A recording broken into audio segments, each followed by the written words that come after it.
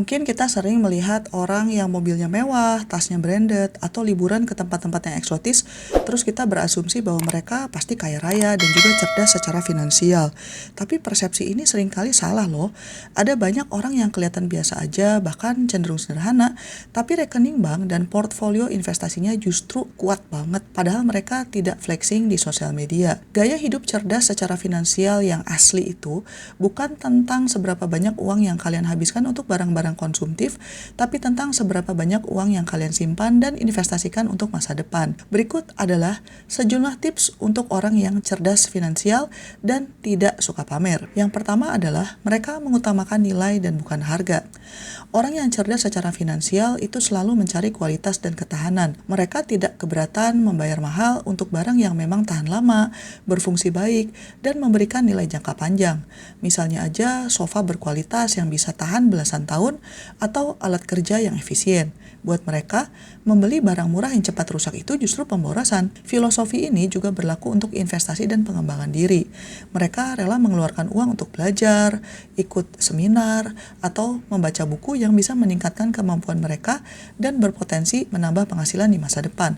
Fokus mereka adalah apakah ini akan membuat hidup saya lebih baik dan membuat kekayaan saya bertumbuh, dan bukannya tentang apakah ini akan membuat saya kelihatan keren. Kemudian, tips yang kedua adalah mereka punya anggaran yang ketat tapi fleksibel. Mengatur uang itu bukan berarti terlalu pelit sama diri sendiri, tapi justru membuat kita memiliki tujuan yang jelas tentang keuangan kita. Orang yang cerdas secara finansial itu tahu kemana perginya setiap rupiah yang mereka dapatkan, dan ini biasanya dirangkum dalam anggaran bulanan mereka. Mereka memprioritaskan tabungan dan investasi di awal dan bukannya di akhir bulan. Anggaran mereka itu bukan aturan yang kaku, tapi hanya berupa panduan. Mereka sering menggunakan metode zero-based budgeting atau 50-30-20, dan mereka selalu menyisihkan dana untuk hal-hal yang betul-betul mereka nikmati. Misalnya untuk hobi atau sekedar makan di luar tapi sesekali aja, nggak terlalu sering. Tapi ketika ada pengeluaran besar yang tak terduga, mereka bisa dengan cepat menyesuaikan pos-pos lainnya. Biasanya, orang yang kaya beneran itu hidup di bawah kemampuan finansial mereka dan bukannya hidup pas-pasan atau bahkan berlebihan. Kemudian tips yang ketiga adalah mendahulukan investasi. Saat gajian tiba, orang yang cerdas secara finansial itu biasanya langsung mengalokasikan persentase tertentu untuk investasi, bahkan sebelum membayar tagihan atau membeli kebutuhan lain. Konsepnya adalah bayar ke diri sendiri dulu. Mereka tahu bahwa compounding atau bunga berbunga adalah rahasia terbesar untuk menjadi kaya, dan waktu adalah aset yang paling berharga dalam investasi. Mereka juga tidak mudah tergiur dalam skema investasi yang menjanjikan untung besar dalam waktu singkat. Mereka biasanya lebih fokus ke portfolio yang sudah didiversifikasi seperti saham, reksadana, obligasi, atau properti, atau emas yang sudah teruji bisa menjanjikan keuntungan dalam jangka panjang. Mereka berinvestasi secara konsisten, bahkan saat pasar sedang turun. Kemudian tips yang keempat adalah rumah mereka biasa aja tapi nyaman. Kalian mungkin akan terkejut kalau melihat orang-orang yang kekayaannya itu sudah miliaran. Mereka nggak jarang tinggal di rumah yang sebetulnya biasa aja, nggak harus yang sampai cicilannya mencekik. Mereka bisa jadi memilih rumah yang ukurannya sesuai dengan kebutuhan, lokasinya bagus, tapi biayanya tidak lebih dari 30% pendapatan bulanan mereka. Buat mereka, rumah adalah tempat berlindung dan tempat untuk mengisi ulang energi, dan bukannya etalase kekayaan. Mereka lebih suka membayar lunas hipotek secepat mungkin supaya bisa bebas dari hutang dan mengalihkan dana cicilan ke pos investasi.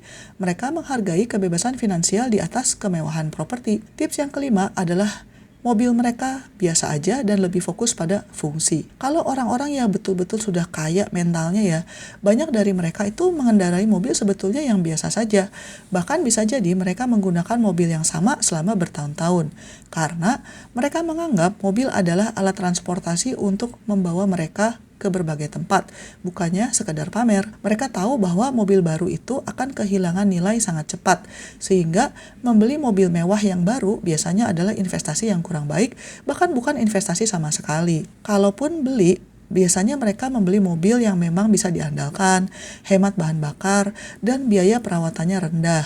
Kalaupun mereka membeli mobil mahal, biasanya belinya pun tunai atau mengambil pinjaman yang bunganya sangat kecil. Mereka biasanya menghindari utang konsumtif, terutama untuk barang yang nilainya terus menurun. Kemudian, Tips yang selanjutnya adalah mereka membandingkan barang dengan jam kerja.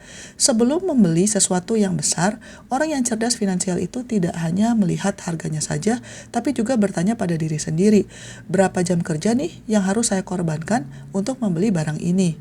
Misalnya, kalau gajinya 100.000 per jam, dan harga tasnya itu 10 juta, berarti dia harus bekerja 100 jam untuk mendapatkan tas tersebut. Dengan menghitungnya dalam jam kerja, mereka bisa menyadari bahwa nilai sebenarnya dari barang tersebut itu berharga nggak sih?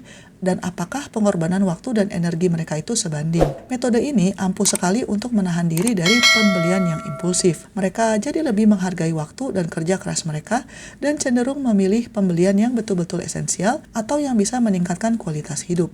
Kemudian tips yang ketujuh adalah mereka mengumpulkan pengalaman dan bukannya barang. Ketika tiba waktunya untuk membelanjakan uang di luar kebutuhan pokok, orang yang cerdas secara finansial cenderung memilih pengalaman.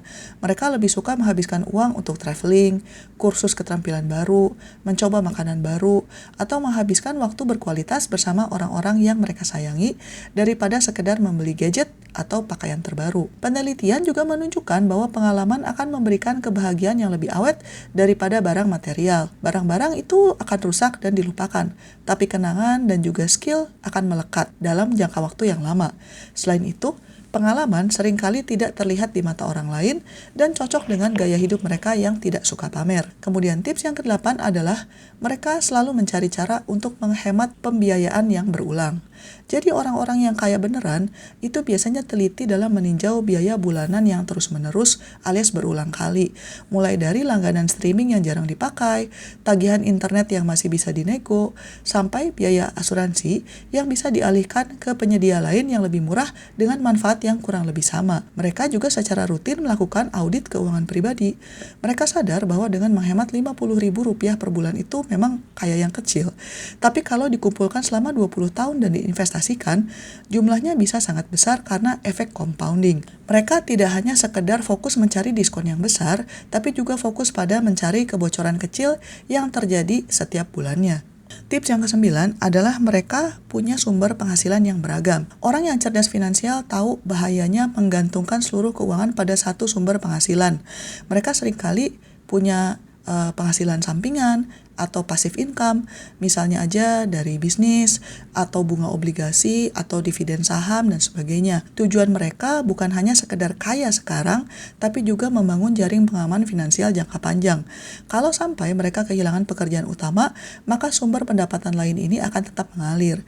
Ini akan memberi mereka ketenangan pikiran dan juga kebebasan untuk mengambil keputusan hidup yang lebih berani. Dan tips yang ke-10 adalah mereka tidak pernah berhenti belajar dan networking. Mungkin mereka jarang main ke mall ya, tapi biasanya kalian bisa menemukan mereka mengikuti seminar investasi, ikut training pengembangan diri, atau sedang membaca buku tentang bisnis dan keuangan. Kenapa? Ya karena mereka tahu bahwa investasi yang terbaik adalah investasi ke diri sendiri. Mereka juga cenderung aktif membangun jaringan dengan orang-orang yang punya pola pikir finansial yang serupa atau bahkan lebih sukses. Ini bukan sekedar mencari keuntungan sesaat, tapi juga untuk bertukar ilmu, mendapatkan perspektif baru, dan selalu termotivasi untuk bertumbuh. Kecerdasan dan pengetahuan adalah kekayaan sejati mereka. Sekian dulu episode kali ini, dan selamat mencari kebahagiaan. Bye-bye.